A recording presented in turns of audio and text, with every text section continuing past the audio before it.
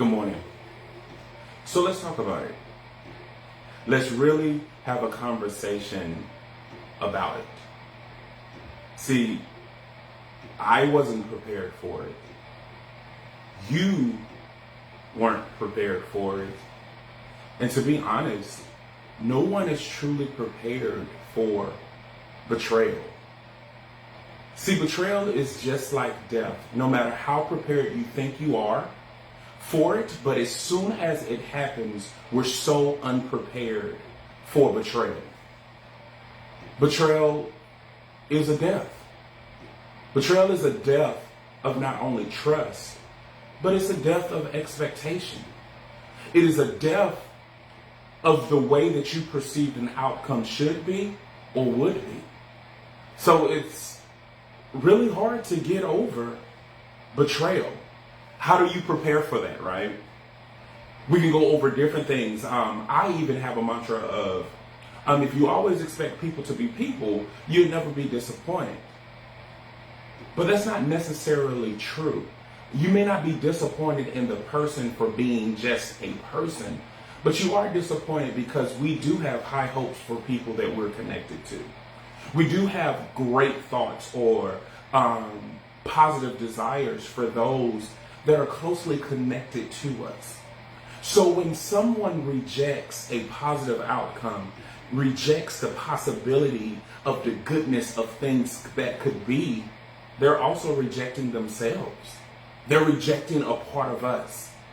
And we sometimes wonder, how could a person that I've shared so much with put me in a situation where I'm questioning everything? But let's be honest, betrayal happens every day. Every single day of our lives, we are dealing with some form of betrayal. And truth be told, a lot of the betrayal happens with us, within ourselves. We betray ourselves almost daily.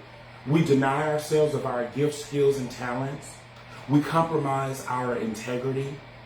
We second guess the choices that we've made or the things that we're doing. We don't think that we are handsome enough, beautiful enough, smart enough, tall enough, short enough. The list goes on and on, where we've created these lists of expectations that cause us routinely to betray ourselves. So the truth of the matter is, when a person betrays us, it is another betrayal that we weren't prepared for, because we still haven't managed the betrayal that we do to ourselves daily. Think about that conversation that you should be having right now with someone you genuinely care about, but you don't. You say that you are afraid, or you're going to let things be, but that's keeping you up at night.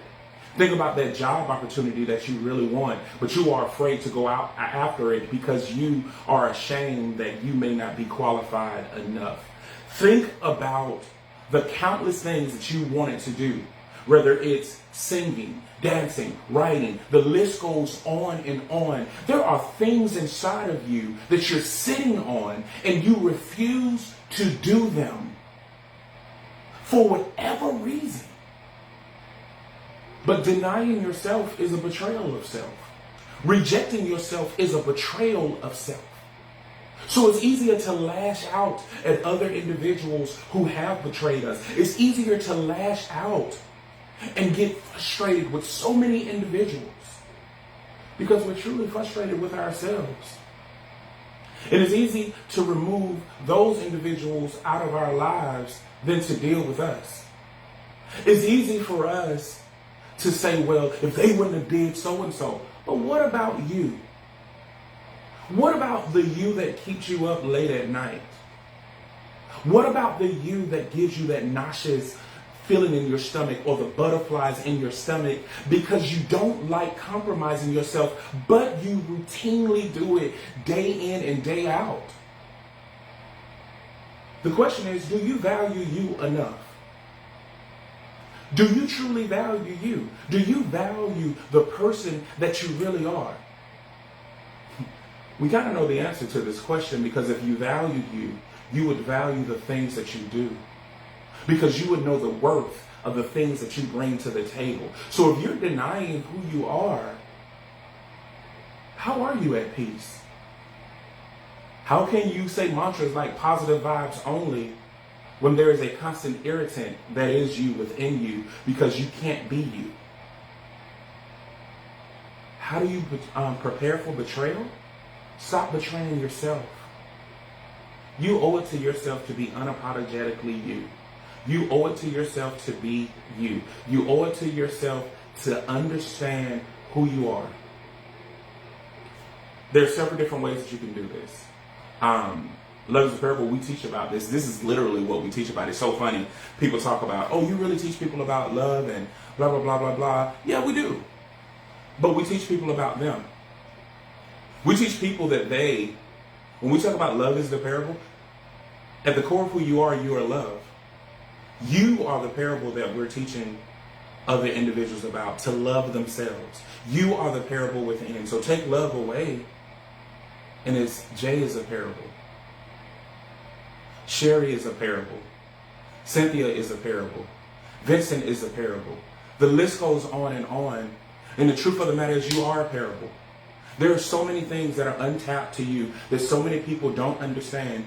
And yet you understand but are afraid to tap in because you're worried about external factors. But it's time to move past that. It's time for us to get to that next level and accept who we are. So I'm going to challenge you.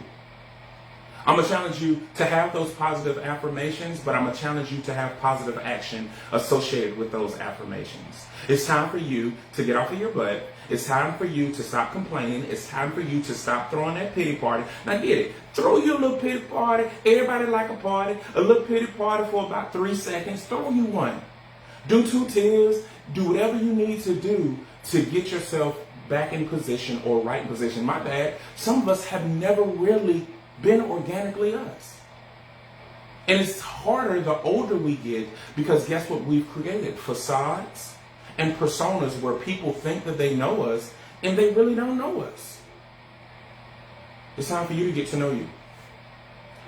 It's time for you not only to get to know you, but to accept you. And it's time for you to do what you were created to do. Who you were created to do, what you were created to be, is aligned with your purpose. And contrary to popular belief, people will tell you that your purpose may change over time. Your purpose doesn't change. But you may get more branches to your purpose. Your purpose is a tree. That's like saying organically who you are will change. No, organically who you are remains the same. You just mature to who you are. And then you get different branches of you because it affects people differently. But you don't change. Your purpose don't change. My purpose is I'm a teacher. I teach different demographics. I teach different ways. I teach different subjects. But my purpose has not changed. And the same thing's for you. You think because you stopped singing, you're not a singer anymore? You think because you stopped writing, you're not a writer anymore? Mm-mm. And stop waiting for people to validate who you are. You need to be you. You need to be you boldly. The worst thing that could possibly happen is that you leave this earth, you transition to another realm, and you die full of potential, full of hope, full of untapped opportunities.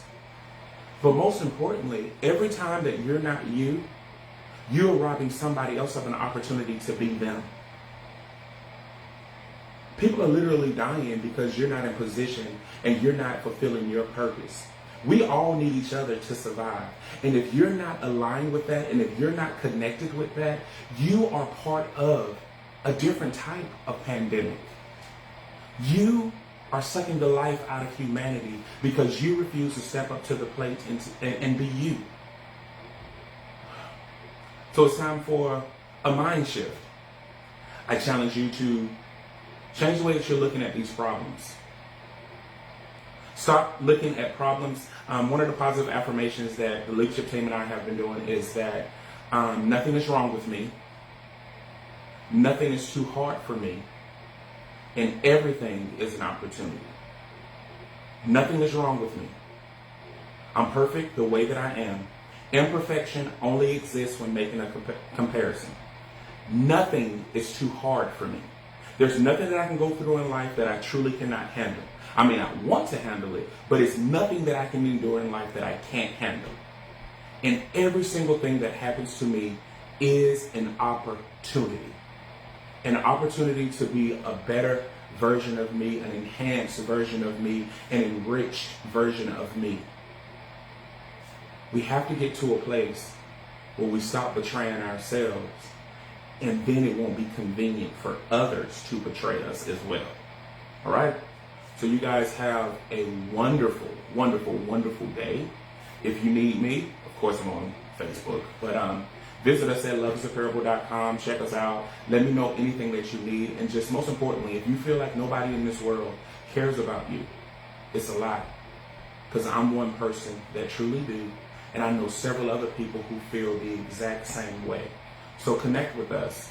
Get connected. And now, let's stop betraying ourselves and let's walk in our purpose, guys. We can do this. We got this. Love you guys. Take care.